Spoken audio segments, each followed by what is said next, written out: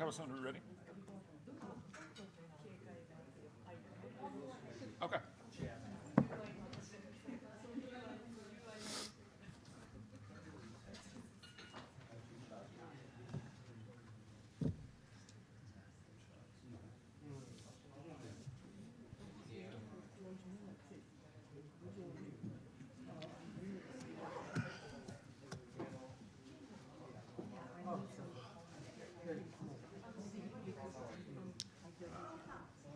Okay.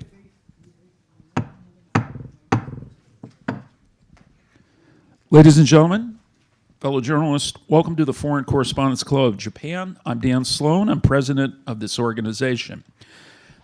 Before I introduce our speakers today, I just wanted to say on behalf of the membership, we are very happy to relaunch our packed lunch series with today's event. I hope you liked your lunch. If so, come back soon. Today, our guest of honor are Professor Kazuto Suzuki of the University of Tokyo and director of the Institute of Geoeconomics at the International House of Japan, as well as on his right, Professor Ken Jimbo of Keio University, who is managing director of International House. IHJ, as you're probably all aware, has its own speaker series and distinguished guest, which I was very happily surprised to hear will include very shortly Angela Merkel from Germany. In front of you also is their annual report, which you're getting a special preview. I guess it regularly comes out in June, but is available to you all today. And I think there couldn't be a better time to have our guest based on what has happened in the 4 months of the Trump administration, what's on the horizon in June with the next bilateral and G7 meeting. And so let me introduce them further. The most important bilateral relationship, bar none. That's how former U.S. Ambassador Mike Mansfield described Washington-Tokyo ties in the 1980s. Today, however, where the country's friendship lies is much harder to characterize. In 4+ months of the second Trump administration, Japan, along with almost all U.S. allies, has seen its bilateral relationship come under Washington scrutiny. The sides met on Friday in D.C. to discuss trade, and Tokyo has maintained that it won't rush to make a deal and that it still wants all tariffs dropped. Separately, President Trump and Prime Minister Shigeru Ishiba held a phone call on Friday in which they purportedly pledged to hold productive trade talks when they meet in June. Japan says using tariffs to deal with trade imbalances is inappropriate, which include those targeting the auto industry and a Japan-specific tariff of 24% from July. The Nikkei has reported that Japan may ultimately water down demands to a reduction of tariffs from elimination. Japan's counterproposal also may include increased imports of U.S. corn and soy, technical cooperation in shipbuilding, and a revision of inspection standards for imported automobiles. Japan's exports to the U.S. fell 2% in April. Last week, the side's finance and treasury counterparts agreed that the dollar-yen rate reflects current economic fundamentals, and in a surprise weekend development, Nippon Steel and U.S. Steel agreed to enter a partnership that, according to the Trump administration, will create 70,000 jobs and add $14 billion to the U.S. economy. Looking at defense, a recent Asahi Shimbun survey found that only 15% of Japanese believe that the U.S. will protect Japan in the event of a military emergency, while 77% did not. Japan's defense expenditures from fiscal 2023 are expected to jump by 50%, while the nation has indeed made overtures to expand its ties beyond the U.S. to Southeast and South Asian countries. With such a background, are there ramifications with an upper house election on the horizon this summer for Prime Minister Ishiba, who seemed to get along well with President Trump on his Washington visit in February, but doesn't really have that much to show for it since? For more on what's in store for bilateral ties over the next 4 years, with no further ado, Professor Suzuki and Jimbo. Thank you. Well, thank you very much for inviting me to this very honorable meeting. And My name is Kazuto Suzuki, has been introduced, and thank you, Dan, for this occasion. As Dan explained, I am currently teaching at the University of Tokyo, but also I'm the director of the Institute of Geoeconomics, and all the brochures and annual reports are on your table. And I'd like to introduce a little bit of what we are doing in our institute about the current topic on the Trump administration.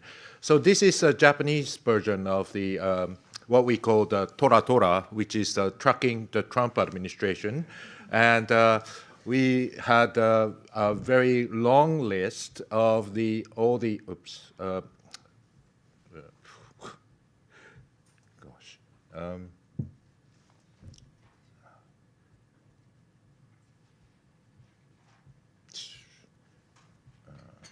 what happened?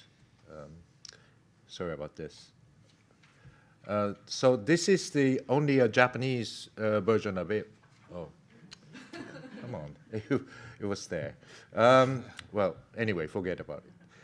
So we had this something called the Trump Tracker, which is following all the presidential executive orders, presidential speech, and we are putting the short notes of what does it mean for Japan and what does it mean for the international economic system in particular, but also having the implications for all the international aspects.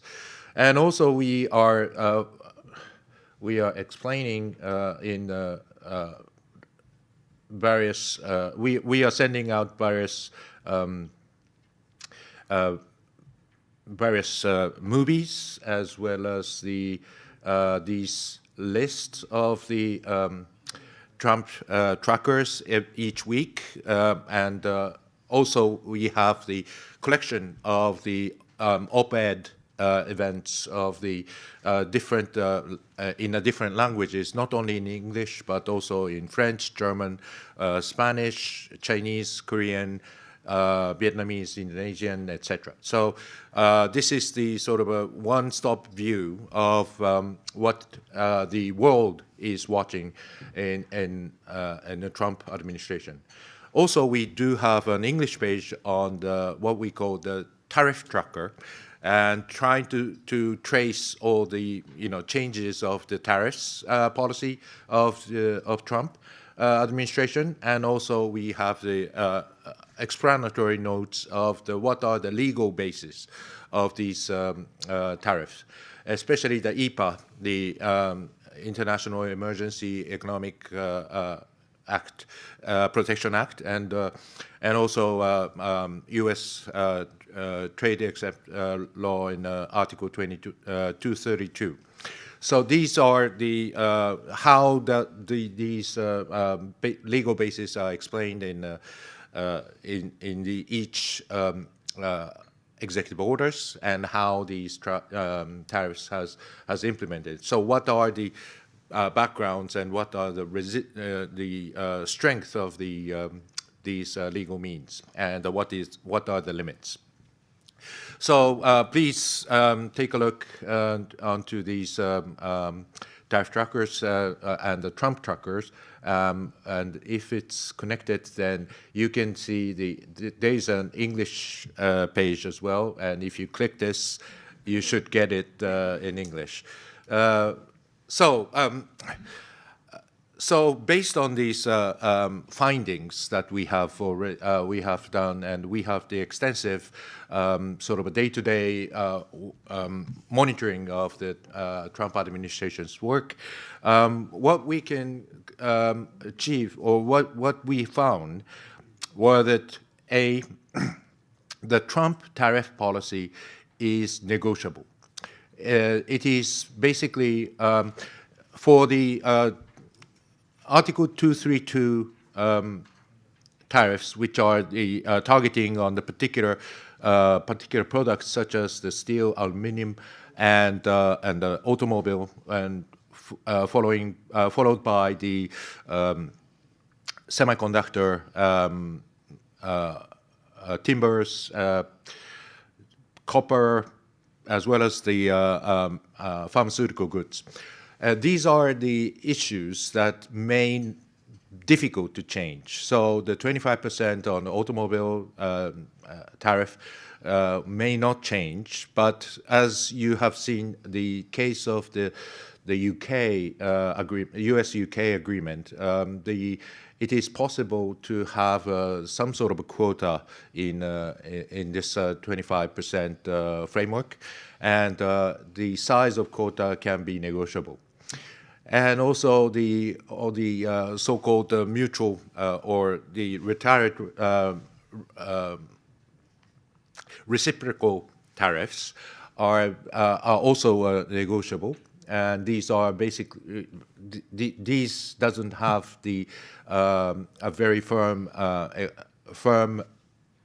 legal status, so that it can be negotiable. But the problem for Japan is that, as Dan has mentioned, that the automobile is the center of the negotiation, and Japan demands for reducing or diminishing the entire tariff on the automobile, which is rather difficult because of the Article 232 framework, and therefore I think what is most important is going to be the size of quota. And the Japanese export from Japan, Japanese export from United States is going to be very much of the 20 times bigger than the UK's export. So it is very much difficult to accept the same size of quota as UK, and therefore I think it is important to negotiate to provide certain concessions for the United States, including the the support on the shipbuildings, the increasing of the agricultural imports, and also the reducing of the non-tariff barriers. The point that I like to make in this discussion is that Trump has a very much of the standing on the very strong overconfidence of the power of the United States. The United States' capability for the manufacturing is very much limited, and I think Trump's demand for the return of the investment or return of the manufacturing in the United States is probably unrealistic. And I think if he is trying to push that idea, then it will make it very difficult for the American consumer to buy the products that is produced in the United States.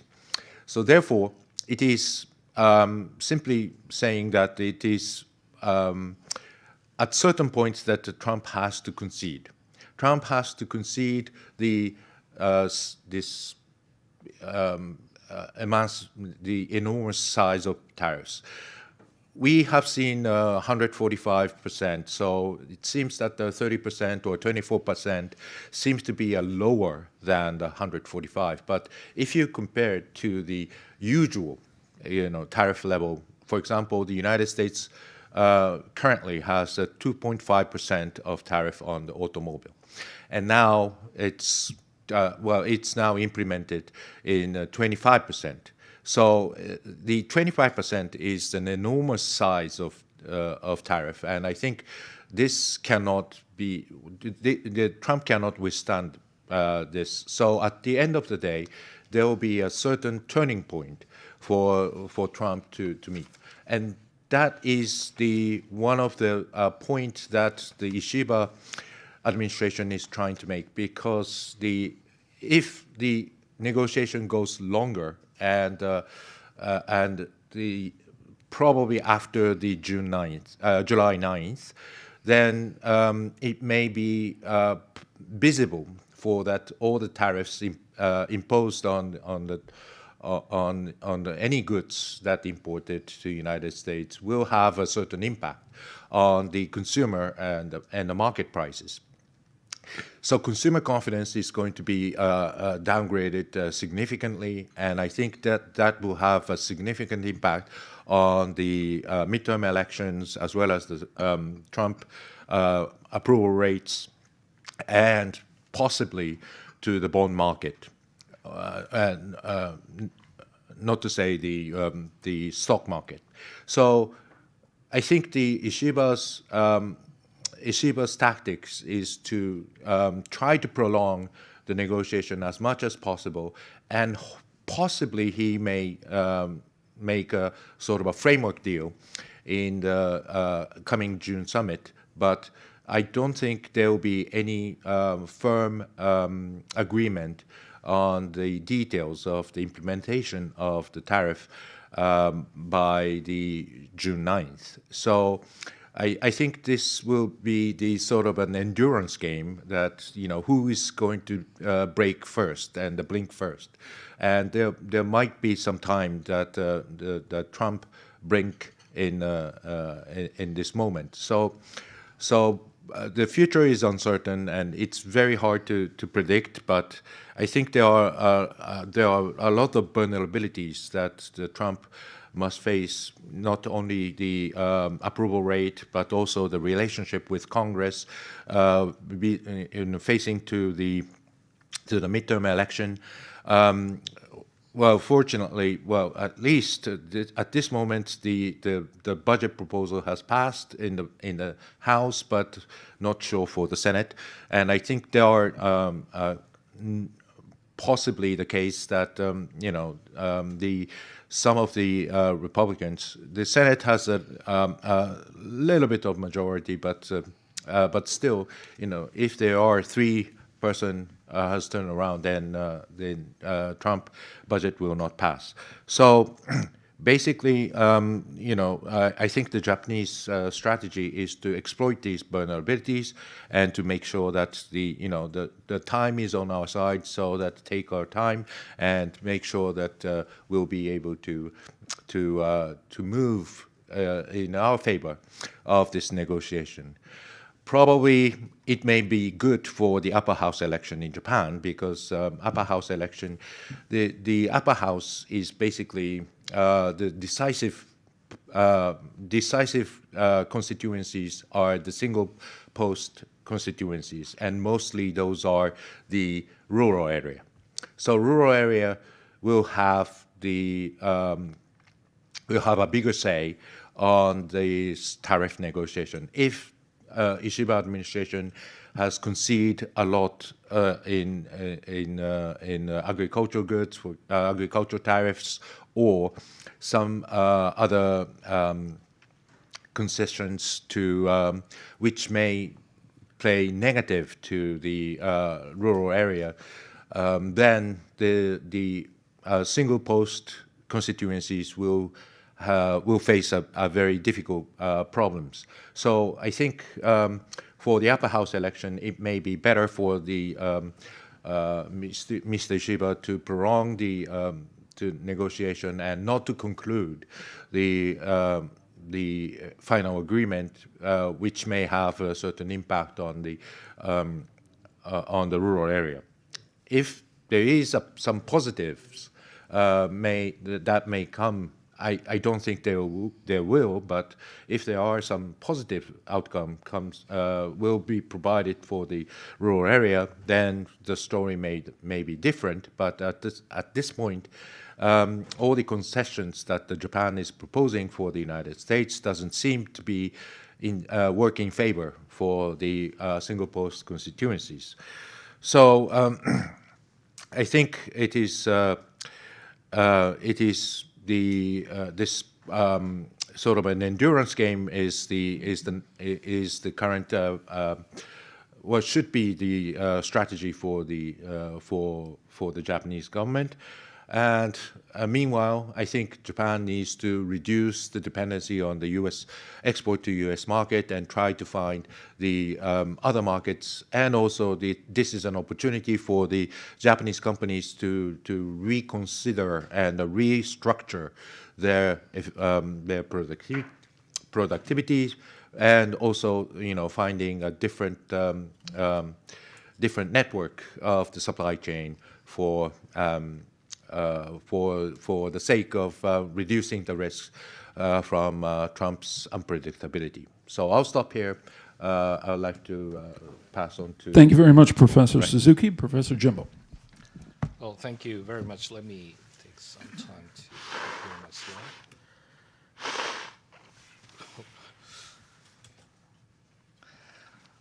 Okay, thank you very much. I'd like to begin by thanking prestigious FCCJ for inviting me and my good colleague Kazuto Suzuki to present our view here. All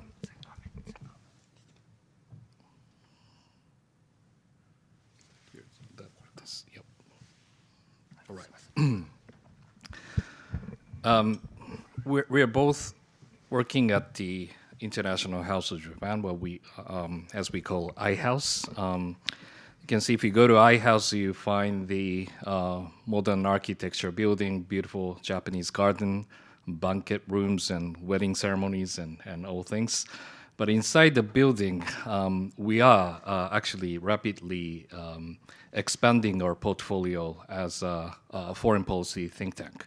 And since the merger with the Asia Pacific Initiative, that is the independent think tank led by famous journalist Yoichi Funabashi, he has decided to pass over the leadership to us, including myself and Professor Kazuto Suzuki, to lead the program, especially focusing on the geoeconomics.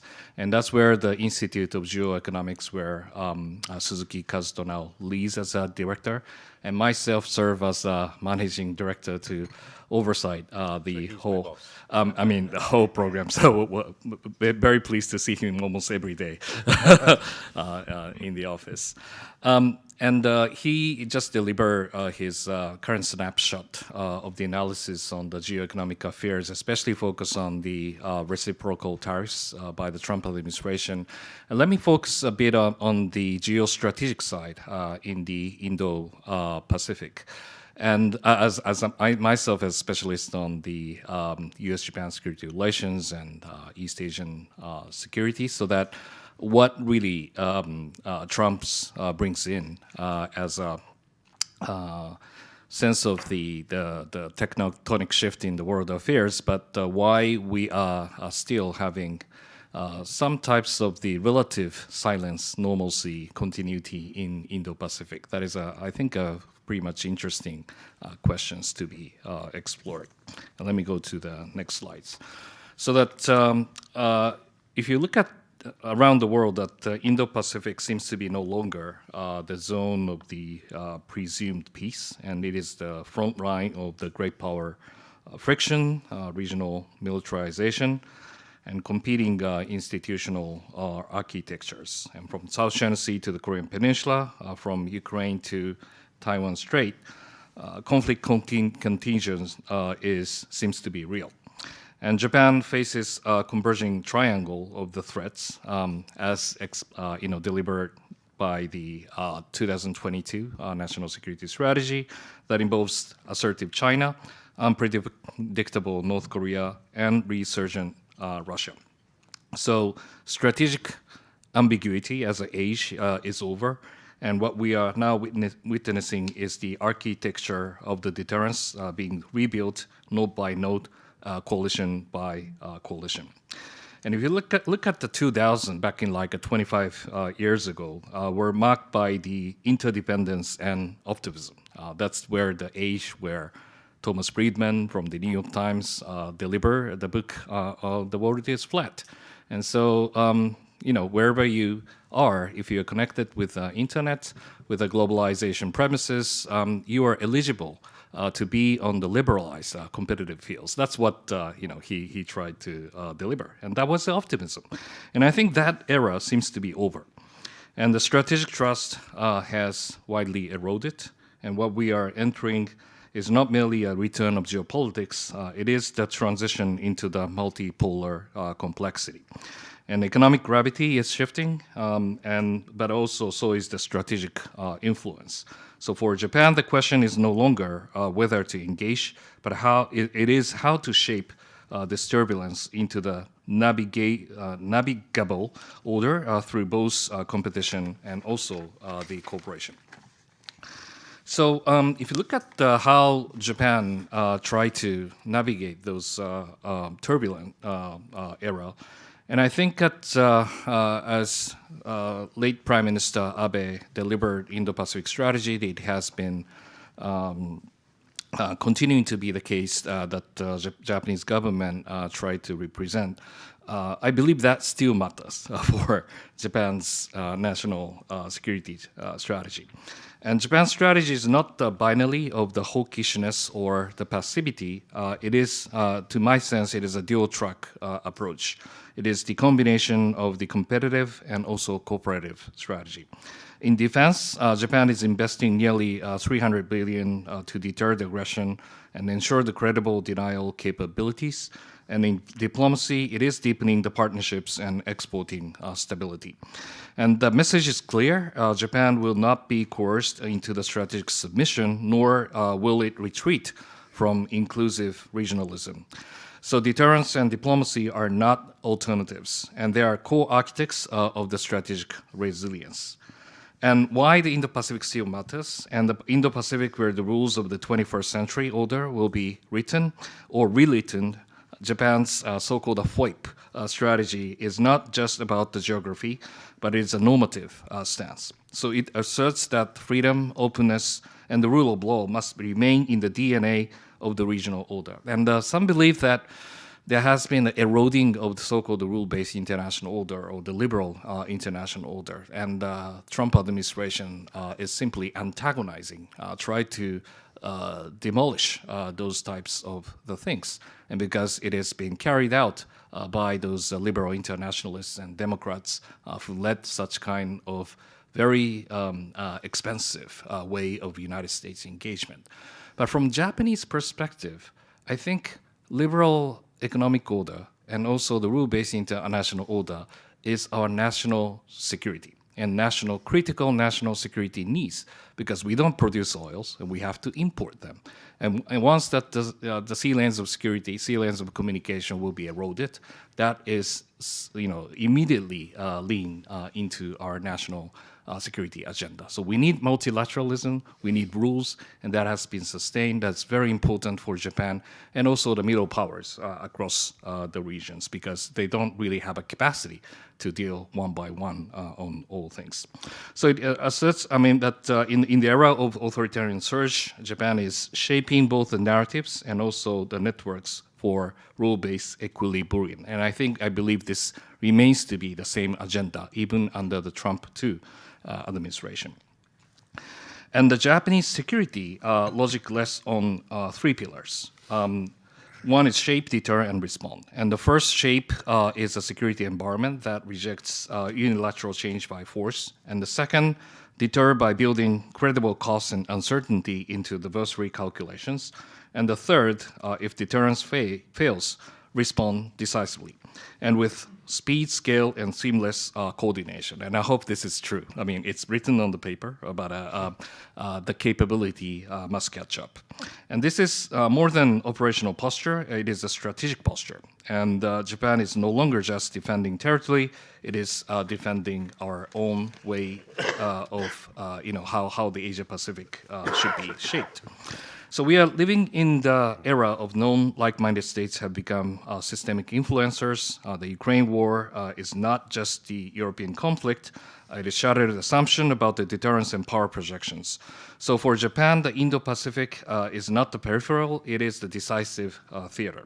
The US-China competition will define the decades, and Japan must now anchor its own strategic credibility while aligning with rapidly evolving alliance frameworks. And if you look at military trends around Japan, Japan faces a triangular escalation. And China is escalating militarily across the domains, its defense budgets, activities near Taiwan, and strategic signaling. And North Korea's missiles and WMD threats are intensifying in the speed and unpredictability. And Russia, while distracted in Europe, it is pivoting eastward with a joint operation alongside with China. So they have no kind of hesitation in becoming a spoiler in our national security arena. The challenge is no longer linear. The precision strike capabilities, hybrid operations, asymmetrical attacks across the cyberspace, and unmanned systems, these are the new grammar of the conflict. So the biggest danger is misleading intentions, and Japan's deterrence strategy must focus not just on the enemy capabilities, but on the shaping of the very calculus that prevents adversaries from even entertaining aggressions. So this is the logics of the denial. I think that that is, basically the definition what the Japanese national defense strategy is trying to deal with it. And this is my notorious one-page, the snapshot of what the national defense strategy tried. You can actually download from my Twitter posts, and something that I try to deliver here is that Japan is now facing with an increasingly severe security environment combination of the Japan DPRK and Russia, and Japan is to have decided to fundamentally reinforce the self-defense force capabilities, and then to focus on the timeline and the capability development as follows.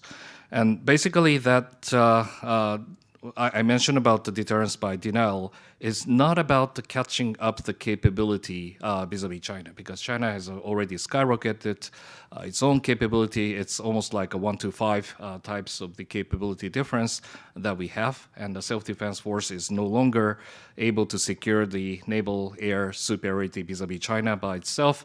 And then the PLA is now having a denial capability against the United States to fight inside the theater. So that the whole equation of the strategic environment has differ how the Japanese self-defense force try to deal with it. And basically, we are try to obtain the capability which may be enough to deny the Chinese prospect of the operational success, especially in the major theater like Taiwan, South China Sea, and the East China Sea. So it is not about the kind of a sequential way to have the balance of power vis-a-vis China. It is about the operational denial that we are aimed to deal with. So that this is how that the menu of the standoff defense, integrated air and missile defense, and unmanned defense capabilities are now on the list, and this is exactly why we are spending money, the double size by 2027. How decisive we are has been the question, because the current administration is, facing a severe kind of public response on the expenditure in general. 2027, we are talking about 4.3 trillions, but what about beyond 2027? It's going to be 5.0 or 6.0, and which is an increasingly amount of the money that the public is required to spend on. And are we ready to deal with it? It is questionable. And these are something on the paper and what could be the practice in the future. And the people in Kyushu are ready to accept those kind of long-range strike capabilities. We are declaring to China that we're gonna, sink your ships. And this is the new kind of the phase that we are going to prepare based on this strategy. So that these are on the paper, and the strategy we can understand, and the practice, there should be so many things that we need to deal with it. And in terms of the regional preparedness, Ishiba once mentioned about we wish to create the Asian version of NATO, and I don't think this is a good idea.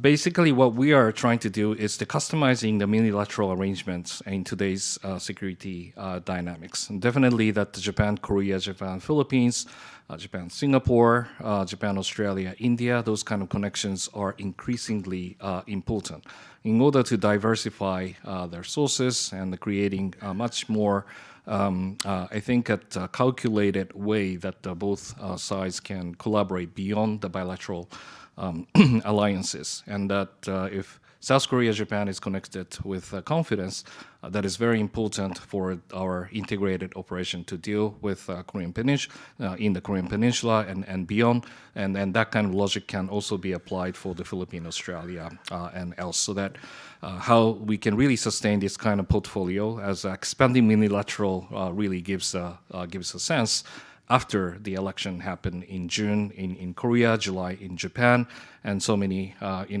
months to come in Philippines should be, I think, at the fundamental question that we need to have. One points on the diplomatic side that free and open Indo-Pacific remains to be inside our strategy. And if you take a brief look at 2023, Japan's new plan for FOIP, that is more inclusive than you might expect. This is 3 months after national security strategy has been released. But Kishida's speech in India focused not on the competitive nature of the Indo-Pacific, but he focused on the inclusive elements of the Asia-Pacific diversity. Why? Because Japanese government is increasingly concerned about the divided nature of the world, where the global South and the rise and the divided nature of the world affairs really reject the logic simply to expand the rule-based international order, or the G7 norms should be expanded worldwide. And this is not the case that is happening. BRICS on the shape. ASEAN is now applying for many of the ASEAN countries are now applying for the BRICS, and the multilateralizing world is currently taking shape. And Japan is, I think, considerately trying to address in the both fields, while you have to induce United States commitment in the region, but at the same time, you have to bring down the U.S. flag to autonomously try to deal with those emerging economy, because you really need to bring in the different logic to those diversified world. And I think that you can find those determination at those new FOIP agendas. So let me just take 2-3 minutes in dealing with what really Trump 2.0 brings into the Japanese strategic calculus. My hunch, this is my personal take, is that I think there has been the shift in the conceptual understanding of what Trump tried to achieve by combining those, what I think that the three major tenets of what Trump is now trying to get at. One is definitely the America First policy, and the second is an economic nationalism, which Suzuki-san has just talked about. And the third is the peace through strengths. And that really creates some kind of the trajectories that especially on the peace through strengths, you can actually find that there's a strong U.S. military try to engage the world through kind of a deterrence and response capability to obtain the stability measures to the turbulent situation.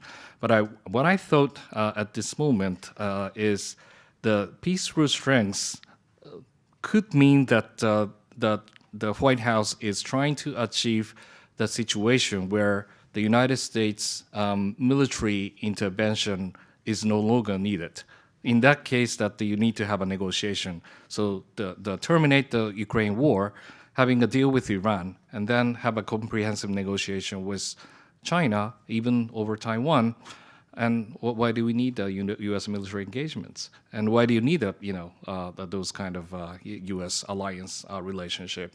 And let those allies and friends to take the primary responsibility in dealing with it. And those kind of the so-called the MAGA agenda seems to be, I think, is now taking much more deeper shape in the Trump administration. And that will really change the kind of formula of the premises, what kind of norms that alliance relationship needs to promote. So this is fundamentally happening in the transatlantic relationship over NATO, but I think it is emerging to happen in U.S.-Japan relationship as well.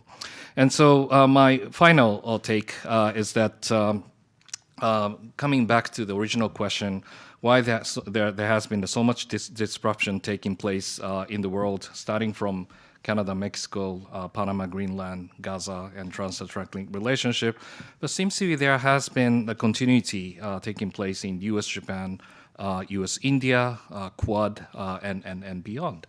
And well, I'm very much looking forward to listening to the Pete Hex's speech at Shangri-La next week. But I think there will be the continuity rather than the differences. Two, I think, hypotheses come up to our mind. One is that it is because China is serious threat, and I think United States really need to combine all kind of resources to pursue the strategic competition with China. It is a real agenda, consequential region, so that United States will focus on the Indo-Pacific as many of the prioritizers trying to address in DC. That's number one. And the second assumption that we are emerging to have, which I'm very much concerned, is that this is simply the order, sequential order. The Trump started with Ukraine, then to Iran, and then finally on China. And why do you believe that the country who have premise not to send the forces to Ukraine and never offer the capability of the security guarantee after the ceasefire agreement will be negotiated or over Ukraine, could have a chance to engage in Taiwan? And that's the thing. I think that the fundamental kind of confidence over the U.S. security guarantee logically needs to be questioned. So these are, I think, at the two of the fundamental issue on the alliance that we really need to have under the Trump 2 administration. I'll stop here. Thank you both. A reminder that we are streaming live on YouTube. We're already receiving questions from some of our online viewers. We have a reasonably tight time budget, so I will start with our working press in the room. Try to limit yourself to one question. Please don't make a speech. Identify yourself and your affiliation, and we'll start with our working press. Yes, sir.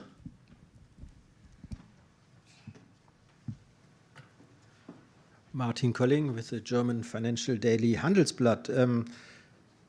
You mentioned Europe a little bit already. Now President Trump has threatened Europe with 50% of tariffs because he is dissatisfied with the speed of the negotiations.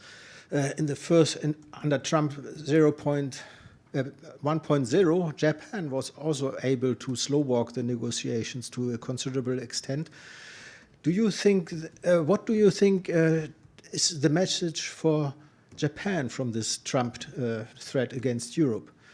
Do you think that Japan is facing a similar threat this time, and that President Trump might become impatient with Japan as well after what he has experienced in the first under his first Trump administration?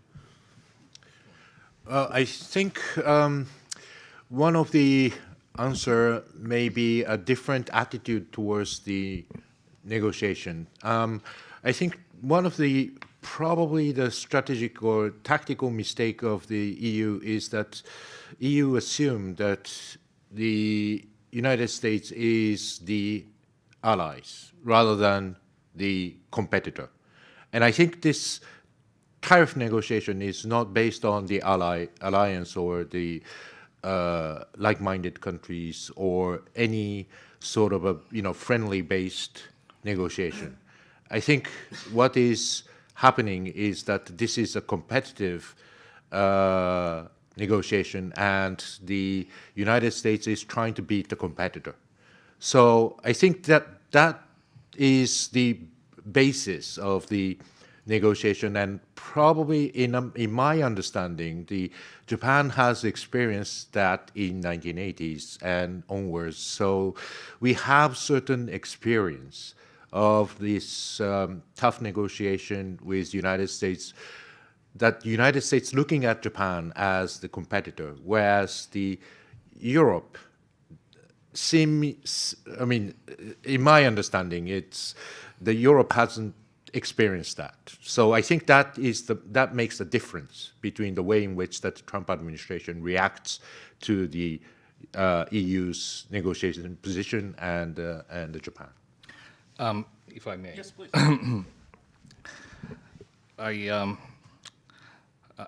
I never thought that I spent so much time in deciphering what the Trump, tried to think over those issues. But I think that from his point of view, that Europe has demanded the United States to spend so much money on Ukraine already, so that so those so-called MAGA factors has been critical to spending continuously on supporting the Ukraine's defense and also the finance. And secondly, according to what Vice President J.D. Vance delivered in the Munich Security Conference, it is also having ideological battles, and as if that Europe is the extension of the Biden administration. That kind of the logic seems to have accelerated his tension in the transatlantic relations on the one hand. And I think that is baseline has been handled by the notion that Trump and his MAGA faction really has the hatred over the automatic kind of assumption that the United States will be involved in those allied initiated tensions and wars and something alike. They really need to secure the freedom of the decision over the war fighting. Basically, that the war avoidance notion is really true on the Trump administration. So that is the calculation that allies needs to have. And then on Japan, I think that the ideological portion is less visible, and also that on the money part, the Abe legacy, which spending a lot of like a political capital to change the legal base of the exercising of the collective self-defense is one thing, and also increase of the defense budget is another thing. And so that relatively speaking, we are not really facing the same amount of the pressure on the alliance relationship. But given that, for example, Bridge Colby saying, calling that at least we have to spend like 3% of the GDP on the defense, and Taiwan on the 10%, and that really creates another source of the tension that we have on the transaction on how to manage the alliance. Anthony?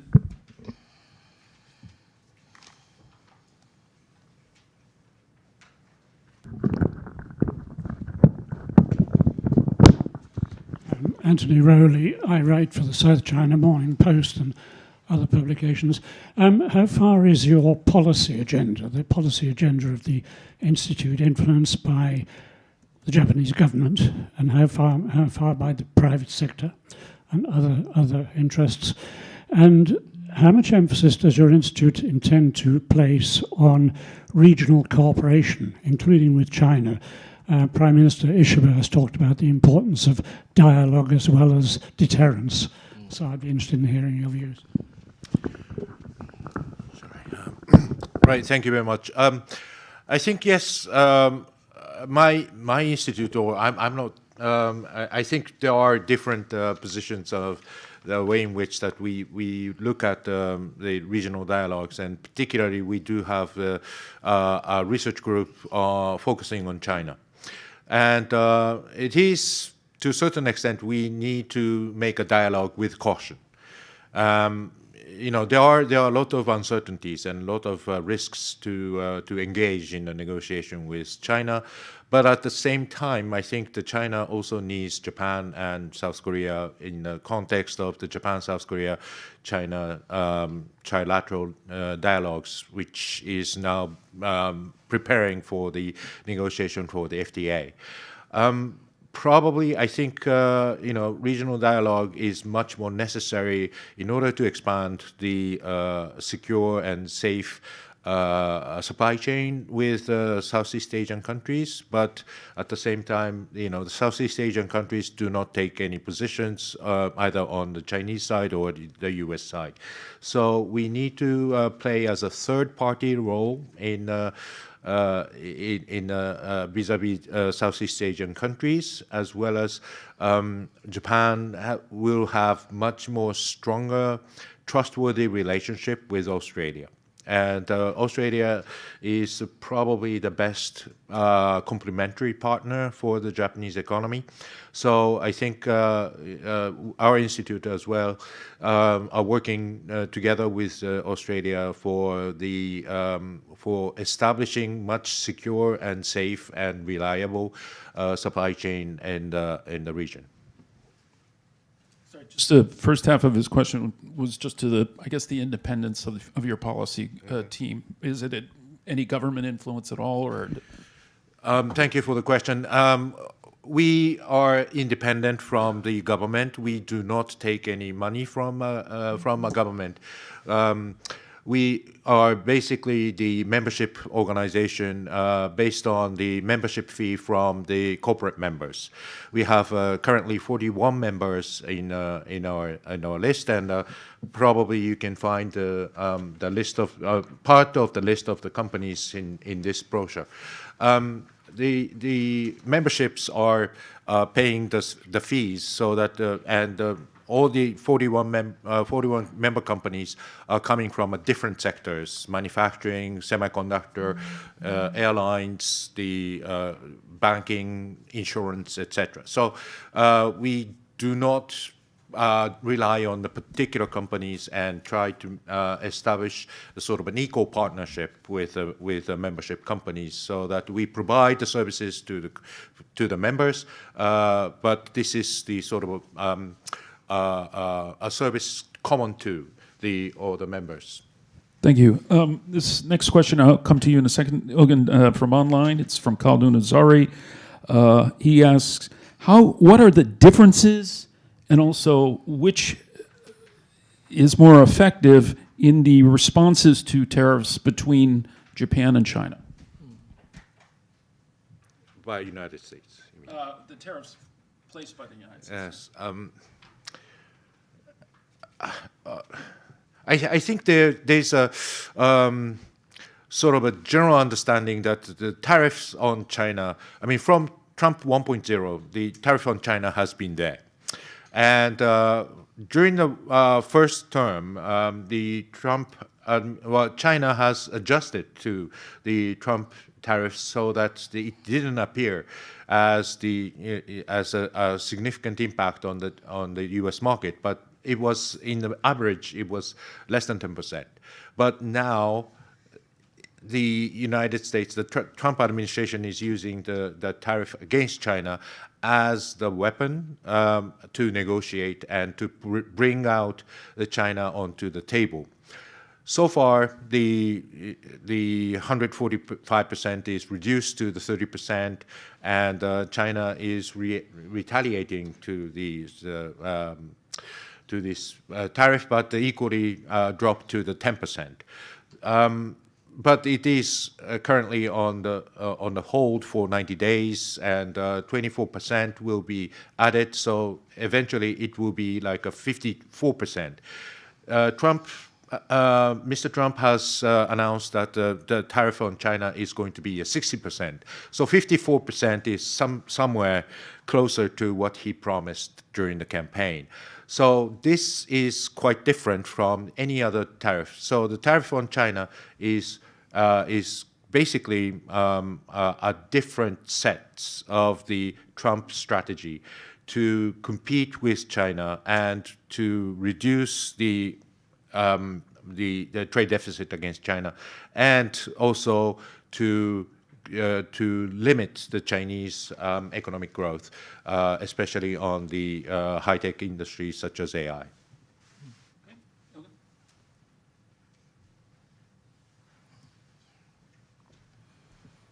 Ilgin Yorulmaz, freelance journalist for publications in US and Europe.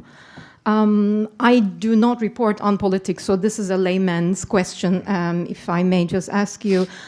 It looks as if, despite what has happened since the second term of President Trump in power, America seems to be outperforming its G7 peers. Now, like The Economist has mentioned recently, America's real growth has been 10%, which is like 3 times, as far as I can see, the average for the rest of G7. In 1990, I think America accounted for like 2/5 of the G7, and now it's 50%. And especially for Japan, on a per-person basis, American economic output now is about 60% higher than Japan. So my question is, in layman's terms, what is the main reason for this widening gap, say in economic output or other criteria I just mentioned, between Japan and US? And do you think, irrespective of who is in charge in White House, this gap will continue, and despite the strong relationship and the negotiations on tariffs and others? Thank you. Yeah. I'm sorry, I'm monopolizing the microphone.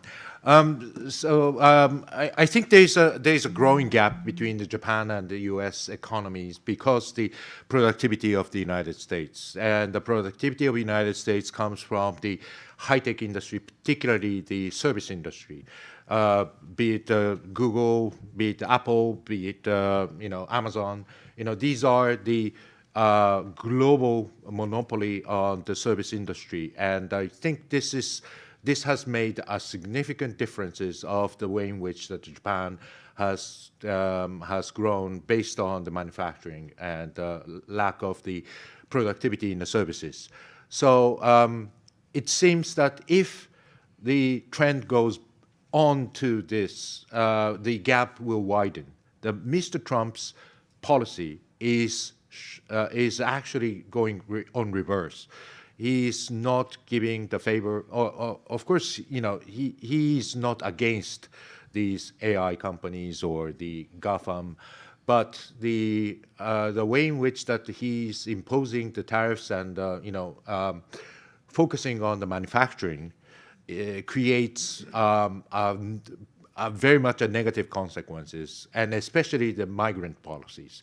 That is making a very hard for these platformers to recruit the talented people from outside. Also, Trump's policy against the universities and the research institute will also have the significant impact on the research and development and the knowledge-based economy. So I think this gap, well, the source of the economic growth of the United States was driven by the service sectors, and Mr. Trump is trying to kill the goose that is bearing the golden eggs. All right, I'll take the liberty as MC to ask a question of our Professor Jimbo. Sir, in March, when the ministry, Nakatani, Minister of Defense, and Secretary of Defense Hesketh met, Japan was talking about, and arguably for one of the first times, a single theater approach. And my question to you, sir, is this because it doesn't trust the United States, or that it wants to perhaps engage, or is already engaging more with the ROK, with the Philippines, with Australia, possibly India and Taiwan? Well, thank you for asking that question. And single theater or one theater approach is something that Defense Minister Nakatani has delivered when he met with Pete Hegseth, Secretary of Defense. And the report, it is reported that Hegseth liked that term, and also he reiterated the importance when he met with Prime Minister Ishiba together. So seems to be they are I think, in favor of these approaches. But after listening and inquiring what the One Theater is all about, in my colleagues at the Ministry of Defense and others, they don't seem to have the definition question of the conceptual kind of definition of what the One Theater really means. So it comes to my sense about the guessing, what is intent to mean. One is the connectivity of the multilateral things. And we have not only the bilateral San Francisco system, but bringing in the Korea, Philippines, Australia, some of the ASEAN countries, component to align together for common objectives. It is to sustain the rule-based, international order, resilient towards the unilateral coercion by force. And we may be having a different capacity and commitment level, but we coordinate such kind of norms and action together because we have a one theater. Those are I think at the notion that Nakatani tried to intend that, in short of any kind of formal security commitment like alliance relationship. But it has had interesting repercussion, especially in Korea.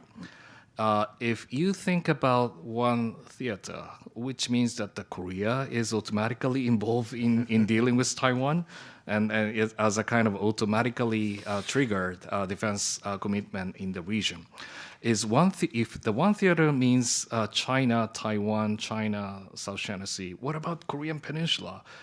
Japan is delineating itself from the Korean Peninsula coordination processes, and so on. So that if you try to be more specific about what the one theater means, it certainly comes into the lots of conflicting point of viewpoints, which means that I don't think Japanese government has become sophisticated enough in developing this idea.